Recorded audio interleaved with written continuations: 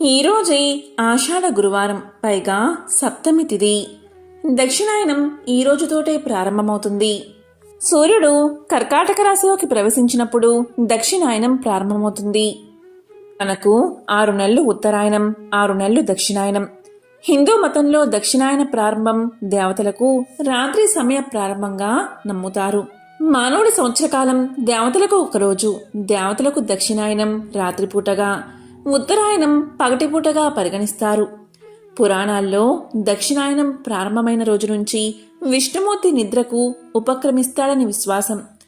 ఈ రోజు ఈ కథలను వింటే చాలు, సకల శుభాలు కలుగుతాయి. గురుదేవుని అనుగ్రహం మీకు కలుగుతుంది. మరి ఆ కథలేంటో ఇప్పుడు ఈ వీడియోలో తెలుసుకుందాం. గోదావరి నదీ తీరంలో కుశావర్తము అనే ఊరు ఉంది. అదంతా బ్రాహ్మణ అగ్రహారం. అక్కడి వారంతా వేదాంగవేత్తలు, సకల శాస్త్ర పారంగతులు. ఇలాంటి అగ్రహారంలో ఒక నష్టజాతకుడు ఉండేవాడు. అతని పేరే పీడాతరుడు. పుట్టడమే వాత గుల్మ రోగంతో, 8వ ఏట క్షయ రోగంతో, ఆ పైన 3 ఏళ్లకి జలోదరం, మరో ఏడాదికి జీర్ణజ్వరం, వీటికి తోడు 6 నెలలకి ఒకసారి అతిసారము. ఇలా దిక్కు తోచని పరిస్థితి. ఇలా నానా రోగాలు అతన్ని పట్టి పీడిస్తున్నాయి. చివరికి త్రిదోషం సంక్రమించి ఈవాలో రేపో అన్నట్టుగా ఉంది అతని పరిస్థితి. ఇంతలో అతనికి 20 ఏళ్లు వచ్చాయి. తల్లిదండ్రులు వివాహం జరిపించారు. అమ్మాయి పేరు సుమేధ. పిల్ల వయసు 16 సంవత్సరాలే. పేద ఇంటి పిల్ల. అభం శుభం తెలియని పిల్ల. ఏడవడం తప్ప ఏమీ తెలియదు ఆమెకు. ఆ రోగిష్టి భర్తకి సకలోపచారాలు చేసేది ఆ పిల్ల. విసుక్కోకుండా, కసురుకోకుండా శ్రద్ధగా సేవలు చేసేది. భర్తను వైద్యులకు చూపించేది. డబ్బుకు ముందు వెనుక చూడకుండా వైద్యాన్ని ఇప్పించేది. అత్తమామలు హరి అంటూ ఇచ్చిపోయిన ఆస్తి అంతా ఆ వైద్యానికే హరించుకుపోయింది. దిక్కు తోచని పరిస్థితి. రోజు గడవని స్థితి. ఊరివాళ్ళు చెయ్యగలిగినంత సహాయం చేశారు. ఇక వీడి రోగం తగ్గేది కాదు, వీళ్ల సంసారం బాగుపడేది కాదు అని వదిలేశారు ఊరివారు. సరిగ్గా ఈ సమయంలోనే విష్ణుదత్తుడి అద్భుతమైన లీలల గురించి ఆ ఇల్లాలు వింది. వెంటనే కన్నతండ్రిని తోడు తీసుకుని విష్ణుదత్తుడి ఇంటికి వెళ్ళి వలవలా ఏడుస్తూ తన దుస్థితి అంతా చెప్పుకుని పతిభిక్ష పెట్టమని ప్రార్థించింది. అప్పుడు విష్ణుదత్తుడు ఓదార్పు మాటలతో ఆమెకు ధైర్యాన్ని చెప్పాడు. తన కార్యక్రమాలను శిష్యుడికి అప్పగించి కాలిబాటన కుశావర్త ఊరికి చేరుకుని ప్రాణాలు ఉగ్గబెట్టి మూసిన కన్ను తెరవకుండా పడి ఉన్న సుమేధ భర్తను చూశాడు. వెంటనే విష్ణుదత్తుడు ఆ ఊరి వాళ్ళందరినీ సమావేశపరిచి ఇలా పలికాడు. మీ బంధువైన ఈ పీడాతరుడి పరిస్థితి ఎలా ఉందో చూడండి. ఇప్పుడు ఏం చెయ్యాలో ఆలోచించండి. అందరూ ఏమైనా చెప్పండి అని అడిగాడు. అప్పుడు ఊరి జనమంతా ఇలా పలికారు. ఓ విప్రోత్తమా, అన్నిటికీ నీవే ప్రమాణం. నీవు ఏది చెబితే అదే చేస్తాము. ఇంతకాలం మా శక్తి మేరకు ఏవేవో ప్రయత్నాలు చేశాము, అయినా ఏదీ ఫలించలేదు. ఇప్పుడు నువ్వు ఏది ఆజ్ఞాపిస్తే అదే చేస్తాము అని బ్రాహ్మణులంతా ముక్త కంఠంతో, ఏకకంఠంతో పలికారు. అప్పుడు విష్ణుదత్తుడు ఇలా పలికాడు. మిత్రులారా, మీరు భారమంతా నా మీద పెడుతున్నారు. నా మనసులోని మాట చెబుతాను వినండి. దత్తస్వామి దయవల్ల నేను ఏదైనా చేయగలను. కానీ చేసిన పని లోకానుగుణంగా ఉండాలి కదా. లోక విరుద్ధంగా చేయడం సజ్జన పద్ధతి కాదు. అందుచేత ఈ రోగిని హఠాత్తుగా కాకుండా క్రమక్రమంగా ఆరోగ్యవంతుణ్ణి చేస్తాను అని 1 నిమిషం ఆలోచించి మళ్ళీ ఇలా అన్నాడు. ఓ స్నేహితులారా, మీకు తెలియంది కాదు. రోగాలు దుష్కర్మల ఫలితంగా వస్తాయి. వాటి గురించి ప్రాయశ్చిత్తం చేసుకోవడమే సరైన మందు, అసలు సిసలైన వైద్యం. అందుచేత ఇతని కర్మ విభాగం గురించి ఆలోచించాలి. బ్రహ్మహత్యా పాతకం చేసిన వాడికి క్షయరోగం వస్తుంది అంటారు. దీనికి పశ్చాత్తాపంగా 12 సంవత్సరాల వ్రతముంది. వాత గుల్మానికి 6 ఏళ్ల వ్రతము. హరిద్రోహానికి ఫలంగా జలోదం సంక్రమిస్తుంది. ఇది చాలా కఠినమైన రోగం. దీనికి 12 ఏళ్ల వ్రతమే ప్రాయశ్చిత్తం. ఇవి 3 పట్టి పీడిస్తున్న ప్రధానమైన రోగాలు. ఈ వ్రతాలన్నిటినీ ఒకేసారి ప్రారంభించవచ్చు. సగంలోకి వచ్చేసరికి రోగాలు సగం తగ్గుతాయి.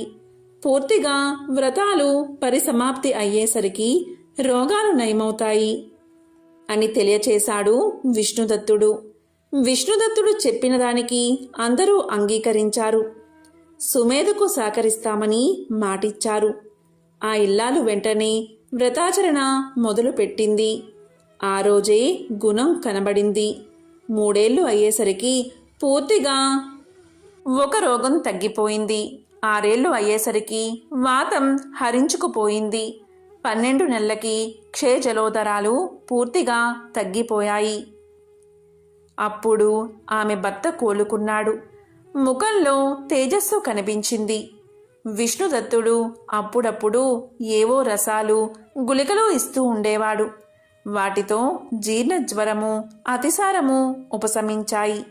అంతా కుదుటపడింది అన్న వార్త వినగానే విష్ణుదత్తుడు బయలుదేరి వచ్చాడు. అప్పుడు విష్ణుదత్తుడు పీడాతరుడి హృదయం మీద తన చెయ్యి ఆంచి ఆనాడు దత్తస్వామి తనకు ఉపదేశించిన మహామంత్రాన్ని జపించాడు. అప్పుడు పీడాతరుడు సంపూర్ణ ఆయురారోగ్యాలతో లేచి కూర్చున్నాడు. వారింట ధనధాన్య సమృద్ధి ఏర్పడింది. దంపతుల మనస్సులో హరిభక్తి కుదురుకుంది. ఆ దంపతులు ఎంతగానో ఆనందించారు.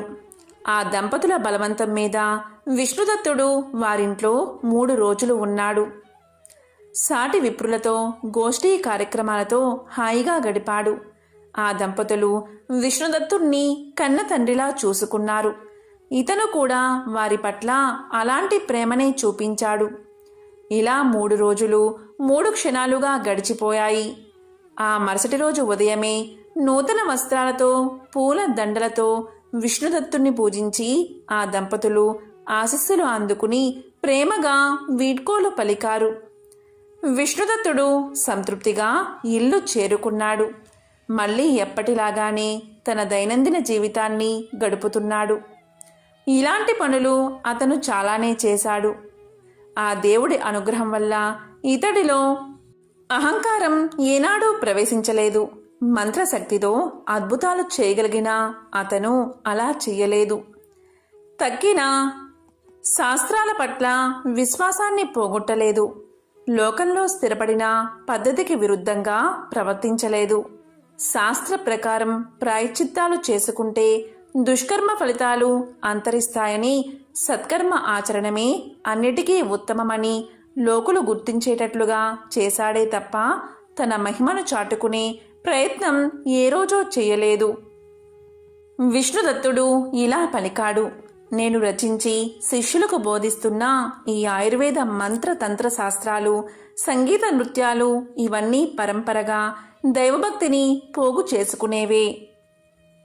రోగాలు తగ్గినంతసేపు ఎవరికి ఏ వేదాంతమూ తలకెక్కదు. అందుచేత లోకానికి సద్గురువు ఎంతో అవసరం. అతను క్రమక్రమంగా వారికి అంతఃశుద్ధిని కలిగించి మహావాక్యాలను ఉపదేశించి పరిజ్ఞానంతో ఆనంద ఫలదిని ప్రసాదిస్తాడు. ఈ మార్గంలో క్షణంలో కృతజ్ఞుడు కాగలుగుతాడు. దీనికి సంబంధించిన ఒక కథను చెప్తాను అంటూ విష్ణుదత్తుడు ఇలా తెలియచేశాడు. ఒక విప్రకాంత బిడ్డకి జ్వరం వస్తే గృహ వైద్యం చేస్తుంది. కషాయం పాత్రలో పోసి ఇచ్చి తాగమంటుంది. బిడ్డను బతిమాలుతుంది, బెదిరిస్తుంది, భయపెడుతుంది కూడా. కాని ఆ బిడ్డడు తాగడం లేదు. ససైమిరా తాగని పలుకుతున్నాడు. కటిక చేదు కషాయాన్ని ఎలా తాగుతాడు? అది మందు అని తాగితే జ్వరం తగ్గుతుందని వాడికేం తెలుసు? చెబితే మాత్రం గ్రహించగల బుద్ధి వికాసం అతనికి లేదు. కాబట్టి తాగను అంటే తాగను అంటున్నాడు. అప్పుడు ఆ తల్లికి ఒక ఆలోచన వచ్చింది. లోపలికి వెళ్ళి పటికి బెల్లం పట్టుకు వచ్చింది. ఇదిగో కషాయం తాగితే పటికి బెల్లం పెడతాను అని బిడ్డడికి చెప్పింది. వెంటనే ఆ బిడ్డ తాగేశాడు. తల్లి తక్షణమే పటికి బెల్లంలోని కొద్దిగా తీసి పిల్లవాడికి పెట్టింది. మళ్ళీ వచ్చి అడిగితే ఇంకొంచెం పెట్టింది. ఇలా కొంచెం కొంచెం పెట్టి ఆ బిడ్డను ఆటపాటల్లో పడిపోయేసరికి పటిక బెల్లాన్ని మొత్తం దాచేసింది. కాబట్టి ఈ శాస్త్రాలు పటికీ బెల్లం ముక్కలు లాంటివే. తత్వోపదేశమనే కషాయాన్ని తాగడానికి ఇవి ఉపకరిస్తాయి. కైవల్యమే అసలు సిసలైన ఆరోగ్యం, అదే చివరి ఫలం అని విష్ణుదత్తుడు ఉపదేశించాడు. పూర్వం సహ్యాది పర్వతానికి ఉత్తర దిక్కున ఒక గ్రామం ఉంది. ఆ ఊర్లో కుండేలుడు అనే బ్రాహ్మణుడు ఉండేవాడు. అతని భార్య విశాలాక్షి. అప్సరసలను తలపించే సౌందర్యం, రూపానికి తగిన గుణాలు, సౌశల్యానికి అనుకువకు పెట్టింది పేరు ఆమె. కాపురానికి వచ్చిన దగ్గర నుంచి ఇరుగు పొరుగు వారితో అవును అని అనిపించుకుంటుంది. వివాహమై 5 ఏళ్లు గడిచినా వారికి సంతానం లేదు. ఎన్నో నోములు వ్రతాలు చేస్తున్నారు. కానీ ఇంకా భగవంతుడు వారిని అనుగ్రహించలేదు. భార్యాభర్తలిద్దరూ అన్యోన్యంగా కాలాన్ని గడుపుతున్నారు. ఇది ఇలా ఉండగా ఒకరోజు కుండేరుడు పొరుగురికి వెళ్ళవలసిన అవసరం వచ్చింది. తప్పనిసరిగా వెళ్ళాలి. వెళ్ళడానికి అక్కనుండి పని చూసుకుని తిరిగి రావడానికి సుమారుగా 1 నెల రోజులు పడుతుంది. అందుకు భార్యకు ఇంట్లో కావలసిన సరుకులు సిద్ధం చేసి ఇరుగు పొరుగు వారికి భార్యను జాగ్రత్తగా చూస్తూ ఉండమని చెప్పి విశాలాక్షికి ధైర్యం చెప్పి తాను ఉదయాన్నే చల్లబాటు వేళ బయలుదేరాడు. ఆ ప్రాంతంలో జంటికుడు అనే మగపిశాచి తిరుగుతూ ఉంటుంది. వాడు పూర్వజన్మలో బహు దుష్టుడు. ఎంతటి మంత్రగాళ్ళకి లొంగలేదు వాడు. ఏదైనా అందగత్తే ఒంటరిగా కనబడితే చాలు మోసం చేసి కానీ బలాత్కారం చేసి కానీ అనుభవిస్తాడు. వాడు తనకున్న మాయాశక్తితో ఏ రూపం కావలిస్తే ఆ రూపాన్ని ధరిస్తాడు. అందుచేత వీడు చేసే మోసాలు అంతా అయ్యాక గాని భయపడ్డం లేదు. ఎందరో గృహిణులు వీడు చేసిన మోసాలకి లోపల కుమిలిపోతున్నారు. కొందరి సంసారాలైతే కూలిపోయాయి కూడా.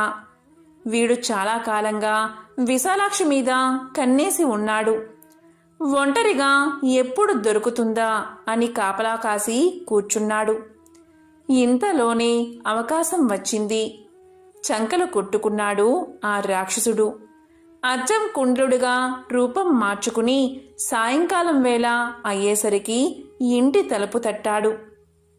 అప్పుడు విశాలాక్షి తలుపు తీసి ఆశ్చర్యపోయింది. కాళ్ళు కడుక్కోవడానికి నీళ్లు తెచ్చి పెడుతుంది.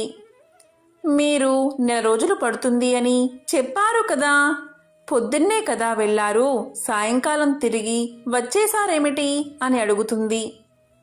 అప్పుడు మాయారూపంలో ఉన్న రాక్షసుడు ఇలా పలుకుతాడు. తాను ఎవరిని కలుసుకోవడానికి బయలుదేరాడో అతడే దారిలో ఎదురై ఇప్పుడు కాదు నీ పని అవ్వాలంటే 1 నెల తర్వాత రమ్మని అన్నాడని, అందుచేతే అప్పుడే బయలుదేరి వెళ్తానని ఇప్పుడు వెనక్కి వచ్చేశానని ఏదో కథ చెప్పాడు. పాపం విశాలాక్షి నమ్మేసింది. ఇలా పలికింది. అదృష్టం బాగుంది, ఆయన ఎవరో దారిలోనే కలిశారు కనుకే సరిపోయింది. లేకపోతే రాను పోను ఎంత అలసట చెందేవారు మీరు. ఇక స్నానానికి లేవండి, 2 మెతుకులు తిని విశ్రాంతి తీసుకుందురు గాని అని పలికి వంట చేయడానికి వంటింట్లోకి దారి తీసింది. ఇక విశాలాక్షి భర్త రూపంలో ఉన్న రాక్షసుడు విశాలాక్షిని పగలనక రాత్రనక అనుభవించాడు. విశాలాక్షి అతన్ని తట్టుకోలేకపోయింది. ఆ రాక్షసుడి బలం అలాగే లక్షణాలు విశాలాక్షికి అనుమానం కలిగించాయి. తన భర్త కాదు అని మనసుకు తెలుస్తుంది. కానీ రూపం చూస్తే ముమ్మూర్తులా తన భర్తే. కానీ ఎవరు చెబితే ఎవరు నమ్ముతారు? రాత్రనక పగలనక కామంలో విహరిస్తున్నాడు ఆ రాక్షసుడు. ఏ పని మీద బయటకు వెళ్లడం లేదు. విశాలాక్షిని కూడా వెళ్ళనివ్వడం లేదు. రోజు రోజుకి విశాలాక్షి శరీరం కృషించిపోతూ ఉంది. నెల అయ్యేసరికి ఎండుకట్టిలా తయారైంది. అదే రోజు సాయంకాలం కుండీలుడు ఇంటికి చేరుకున్నాడు. చిక్కి శల్యమై గుమ్మంలో నిలబడ్డ విశాలాక్షిని గుర్తుపట్టలేక పోయాడు. విశాలాక్షి మాత్రం భర్తను గుర్తుపట్టింది. ఆమె ఒక్క పెట్టున బోరున విలపించింది. గుమ్మంలోని కుప్ప కూలిపోయింది. కుండీలుడు త్వరగా సమీపించాడు. అయ్యో అంటూ ఆవిడను లేపడానికి ప్రయత్నించాడు. అతనికి ఏం చెయ్యాలో పాలు పోలేదు. ఎదురు వచ్చి ఆనందంగా స్వాగతం పలుకుతుంది అనుకున్న భార్య ఒక్క నెలలో ఇంత కృషించి చెక్కి శల్యమై నన్ను చూస్తూనే కుప్పకూలిపోవడమేమిటి అనుకుని మంచినీళ్లు తీసుకొద్దాము అనుకుని లోపలికి వెళ్ళబోయాడు. ఇంతలో ఇంటి లోపల నుండి మాయా కుండీలుడు బయటికి వచ్చాడు. నువ్వు ఎవరంటే నువ్వు ఎవరు? నువ్వు మాయగాడివి అంటే నువ్వే మాయగాడివి, నువ్వు మోసగాడివి అంటే నువ్వే మోసగాడివి అనుకున్నారు ఇద్దరు. పరస్పరం వాగ్వివాదంతో అరుచుకున్నారు. అప్పుడు ఇరుగు పొరుగు జనం పోగయ్యారు. ఎవరు నిజమైన కుండీలుడో గుర్తు పట్టలేకపోయారు. ఇంతలో విశాలాక్షి స్పృహలోకి వచ్చింది. తల పట్టుకుని కూర్చుని ఏడుస్తుందే తప్ప తాను కూడా గుర్తు పట్టలేకపోయింది. ఇద్దరూ ఒకే చోట ఉండేసరికి ఎవరు అసలైన కుండీలుడో ఎవరు మాయా కుండీలుడో గుర్తు పట్టలేకపోయింది. తన సోదరులు, తల్లిదండ్రులు ఇంకా బంధువర్గం అందరినీ చుట్టుపక్కల గ్రామాల నుండి రప్పించింది. అందరూ వచ్చారు. ఏ ఒక్కరు ఎవరు అసలైన కుండీలుడో పోల్చుకోలేకపోయారు. ఇంతలో గుంపు నుండి ఎవరో ఇలా అన్నారు, ఇలాంటి ధర్మ సంకటాలలో విష్ణుదత్తుణ్ణి శరణు వేడండి, ఆయన గారైతే క్షణంలో తేలుస్తారు అన్నాడు. అందరూ సరే అన్నారు. అందరూ కలిసి విష్ణుదత్తుడి ఇంటికి చేరుకున్నారు. అక్కడకు వెళ్లి ఆయనకు నమస్కారం చేశారు. సమస్య ఏమిటో వివరించి చెప్పారు. విశాలాక్షి మాత్రం బోరుబోరున విలపిస్తూ విష్ణుదత్తుని పాదాల మీద పడింది. విష్ణుదత్తుడు ఓదార్చి ఆమెకు ధైర్యాన్ని చెప్పాడు. ఇద్దరి వైపు చూశాడు. ఒక్కసారి ఎవరు మాయగాడో విష్ణుదత్తుడికి తెలిసిపోయింది. అయితే దాన్ని జనం నమ్మేట్లుగా ఆధారాలతో నిరూపించాలి. మహిమ చూపించి నిరూపిస్తే పిశాచ నాయకుడికి తనకీ తేడా ఏముంటుంది? కాబట్టి మానసమైన ఉపాయంతోనే ఈ చిక్కు సమస్యను విడదీయాలి అని ఆలోచించి ఒక నిర్ణయానికి వచ్చాడు. మిత్రులారా, వీళ్ళిద్దరూ రూపం, వయస్సు, స్వరం, నామం, గోత్రం, చేష్టలు అన్నిటిలో ఒక్కటిగానే ఉన్నారు. కాబట్టి వీరికి పరీక్ష పెడతాను. మీరంతా సాక్షులుగా ఉండండి. ఎవరు ఏమిటో ఇప్పుడే తేలుద్దామన్నాడు. అందరూ దానికి అంగీకరించారు. వెంటనే ఇద్దరి పాల భాగాల మీద ఒకరి నుదుటున కా అని వేరొకరి నుదుటున గా అని రాయించాడు. అప్పుడు విష్ణుదత్తుడు ఇలా పలికాడు, మీ ఇంట్లో ఉన్న వస్త్రాలు, ధనాలు, ధాన్యాలు, ఆభరణాలు, అలాగే విశాలాక్షి వంటిపై ఉన్న పుట్టుమచ్చలు, రోగాలు, అలవాట్లు అన్నీ జాబితాగా చెప్పమన్నాడు. ఒక వ్యక్తి చేత రాయించి సాక్షుల వద్ద భద్రంగా ఉంచాడు. అలాగే విశాలాక్షిని పిలిచి ఆమెతోనూ ఇంట్లో ఉన్న సామాగ్రి, తన పుట్టుమచ్చలు వగైరా అంతా రాయించి సాక్షులకు అందించాడు. ఇక ముగ్గురు జాబితాలను క్షుణ్ణంగా పరిశీలించాడు. ఇక ఒక నిర్ణయానికి వచ్చాడు. కానీ ఏమీ చెప్పలేదు. చిరునవ్వులు చిందిస్తూ ఇద్దరిని ఒకేసారి దగ్గరకు పిలిచి ఇలా పలికాడు, పంచక్రోశ విశాలమైన దివ్య క్షేత్రమిది. దీనికి ప్రదక్షిణ చేసి రావాలి. దారిలో ఎన్ని దేవాలయాలు ఉన్నాయో, వాటిలో ఏ దేవతామూర్తులు ఉన్నాయో ఆయా మూర్తుల లక్షణాలు ఏమిటో చెప్పాలి. ఎవరు ముందు వచ్చి చెబితే వారు గెలిచినట్లు అని ప్రకటించాడు. ఇద్దరూ వెంటనే బయలుదేరారు. గా వ్యక్తి మాత్రం అర్ధగంటలోనే తిరిగి వచ్చి అన్ని వివరాలు గడగడా చెప్పాడు. కా వ్యక్తి మాత్రం ఎప్పుడో మధ్యాహ్నం వేళకు తిరిగి వచ్చాడు. మెల్లగా అన్నీ చెప్పాడు. ఇద్దరినీ సమాన శ్రద్ధతో విన్నాడు విష్ణుదత్తుడు. వారు చెప్పింది ఒక వ్యక్తితో అన్నీ రాయించాడు. మరొక పరీక్ష పెట్టాడు. విష్ణుదత్తుడు ఇలా పలికాడు: ఈ సహ్యాద్రి పర్వతం మీద సిద్ధయోగులు ఉన్నారు. వారికి నమస్కారం చేసి వారి గోత్రనామాలు కనుక్కుని రండి. ముందు వచ్చి ఎవరు చెప్తారో అతనే జయించినట్లు అన్నాడు. వెంటనే ఇద్దరు పరుగు పరుగున బయలుదేరారు.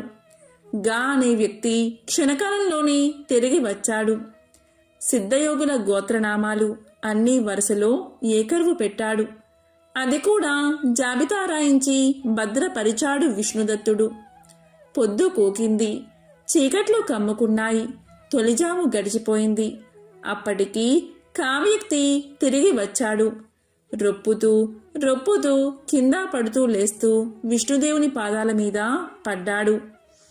కావ్యక్తి ఇలా పలికాడు: మహానుభావా, నిజం చెప్తున్నాను. కొండ అంతా తిరిగి తిరిగి వచ్చాను. ఎంతో పరీక్షగా చూశాను. నా కంటికి సిద్ధయోగి కనిపించలేదు. ఇక నమస్కారం చేయడం ఏమిటి, గోత్రనామాలు అడగడం ఏమిటి? ఇలా ఈడ్చుకుంటూ ఎలాగో మీ దగ్గరకు చేరుకున్నాను. నాకింకా భయం లేదు. కాసిన్ని మంచినీళ్లు ఇప్పించండి అన్నాడు. అతనికి అవసరమైన ఉపచారాలు చేయించి విష్ణుదత్తుడు ఈసారి గంభీరంగా ఇలా అన్నాడు: ఇదే చివరి పరీక్ష. మీ శక్తికి యుక్తికి ఇందులో నెగ్గడమే నెగ్గడం అని చెప్పి ఒక గాజు పాత్రను తీసి దాని మూతను తీసి మధ్యలో పెట్టాడు. ఇలా పలికాడు: ఇందులోకి ప్రవేశించి చటాన బయటకు రావాలి. ఇదే చివరి పరీక్ష, ప్రయత్నించండి అన్నాడు. విష్ణుదత్తుని మాట ముగిసేలోగా గా వ్యక్తి సూక్ష్మ రూపాన్ని ధరించి గాజు సీసాలోకి ప్రవేశించాడు. అప్పుడు విష్ణుదత్తుడు మెరుపు వేగంతో బిరడాతో సీసాను బిగించాడు. పిశాచం ఇక బయటకు రాకుండా మంత్రం వేశాడు.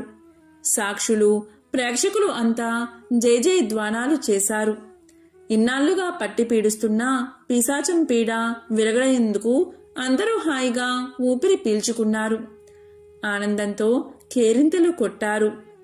ఇక కుండీలుడు, విశాలాక్షి ఎంతో సంతోషించారు. సాష్టాంగ నమస్కారాలు చేసి ఆశీస్సులు తీసుకున్నారు. అప్పుడు అక్కడున్న వారిలో ఒక వ్యక్తి ఇలా పలికాడు: మహానుభావా, నీవు దివ్య శక్తి సంపన్నుడివి. నీవు సత్య అసత్యాలను గ్రహించగలిగిన వాడివి. మరి మీరెందుకు ఇన్ని పరీక్షలు పెట్టారు అని అడిగాడు. అప్పుడు విష్ణుదత్తుడు ఇలా చెప్పాడు: నేను సత్యమైన వ్యక్తిని గుర్తించడం కాదు, మీరు కూడా గుర్తించేటట్లుగా చెయ్యాలి. విశాలాక్షి కూడా గుర్తించాలి, విశ్వసించాలి. ఇవి జరగాలంటే పరీక్షలు పెట్టడం తప్పదు. అందుకే నేను 3 పరీక్షలు పెట్టాను. ఇంట్లో వస్తువులు చెప్పమంటే ఏ యజమానికైనా తడబాటు ఉంటుంది. ఉన్నవాటిలో కొన్నిటిని మర్చిపోవచ్చు, కానీ లేని వాటిని మాత్రం చెప్పలేడు. దొంగ వ్యక్తి అయితే ఊహించి చెబుతాడు, కాబట్టి ఉన్నవి లేనివి చెప్తాడు. ఇక ఇల్లాలు చెప్పే జాబితాలో దాన్ని పోలిస్తే అసలు రంగు తెలుస్తుంది. ఏ పరీక్షల్లో అయినా మనం ఖచ్చితమైన నిర్ధారణ చేయకపోయినా యజమాని ఆచూకీ తెలుసుకోవచ్చు. ఇక 2వ పరీక్ష.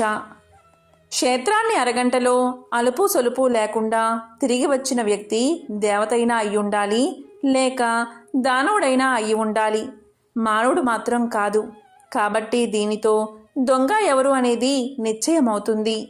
ఇంకా ఎవరికైనా ఏమైనా సమస్యలు ఉంటే వాటిని తొలగించడానికి 3వ పరీక్ష. ఎందుకంటే ఇది సంసారాలకు సంబంధించిన విషయం. కాబట్టి అన్ని విధాలా నిర్ధారించుకున్న తర్వాతే ఒక నిర్ణయానికి రావాలి. లేకపోతే భార్యాభర్తలను విడదీసిన పాపం, అక్రమ సంబంధాన్ని అంగీకరించిన పాపము చుట్టుకుంటాయి. అందువల్లే 3వ పరీక్ష కూడా పెట్టి సంశయాన్ని తీర్చుకున్నాను. సిద్ధయోగులు వారంతట వారు అనుగ్రహిస్తే తప్ప ఎవరికీ కనిపించరు. అలాంటిది అందరినీ చూసి వచ్చానని గోత్రనామాలు గబగబా చెప్పినవాడు అలవాటు పడిన అసత్య కుండీరుడు అన్నమాట. దీనితో ఇప్పుడు ఎవరు దొంగో తెలిసిపోయింది. దీన్ని బహిరంగా చెప్తే వాడు పారిపోవచ్చు, లేదా తిరగబడవచ్చు, లేదా ఇంకేదైనా చేయవచ్చు. నేను గెలుస్తున్నాను అనే భ్రమలో వాడు ఉన్నాడు కాబట్టి అదే ఊహలో వాడిని బంధించాలి. నిజానికి బంధనమే 4వ పరీక్ష. మనం పెట్టినవి 3 పరీక్షలే. ఒక అజ్ఞానికి కొద్ది కొద్దిగా శాస్త్ర విషయాలు నేర్పుతూ క్రమక్రమంగా అజ్ఞానాన్ని తొలగించి వికాసం కలిగించి అవిద్యను సమూలంగా పోగొట్టి వేదాంత విషయాన్ని అతనిలో ప్రకాశం చేసినట్లుగా మొత్తం ఈ ప్రక్రియ అంతా నడిపించాను. ఇది నీతజ్ఞులు చెప్పిన మార్గం. దీన్ని అనుసరించి తుది నిర్ణయం మీకే తెలిసేటట్లుగా చేశాను అన్నాడు విష్ణుదత్తుడు. ఆ మాటలకు ఆ ఊరి వారంతా ఎంతో సంబరపడ్డారు. విష్ణుదత్తుడికి నమస్కారం చేసి ధన్యవాదాలు చెప్పి సెలవు తీసుకున్నారు. ఎంతో పవిత్రమైన విశేషమైన గురువారం రోజు ఈ కథను వింటే చాలు. గురుదేవుని ఆశీస్సులు మీకు కలుగుతాయి. జై గురుదత్త.